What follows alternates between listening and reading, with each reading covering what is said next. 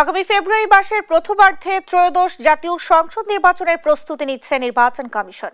এ ব্যাপারে জামায়াতে ইসলামীর কোনো আপত্তি নেই বলে জানিয়েছেন দলটির নায়েবে আমির ডাক্তার সৈয়দ আব্দুল্লাহ মোহাম্মদ তাহের। রোববার বিকেলে প্রধান নির্বাচন কমিশনের সঙ্গে সাক্ষাৎ শেষে সাংবাদিকদের এই কথা বলেন তিনি। নির্বাচনের আগে লেভেল প্লেইং ফিল্ড তৈরি এবং উচ্চ কক্ষে পিআর পদ্ধতিতে নির্বাচনের দাবিও জানান জামায়াতের এই নেতা। সীমানা পুনর্নির্ধারণ প্রসঙ্গে তিনি বলেন, কুমিল্লা 11 আসন আগে যেমন ছিল তেমনই রাখার কথা জানিয়েছেন সিএসি-কে। আইন শৃঙ্খলা বাহিনীর কিছু সীমাবদ্ধতা থাকলেও সিএসি আশাবাদী বলে জানান তিনি। জামায়াতে ইসলামী সবসময় নির্বাচনের পক্ষে এবং ফেব্রুয়ারি মাসে যে নির্বাচনের তারিখ ঘোষণা করা হয়েছে সেই তারিখের ব্যাপারে জামাতের মৌলিক কোনো আপত্তি নেই।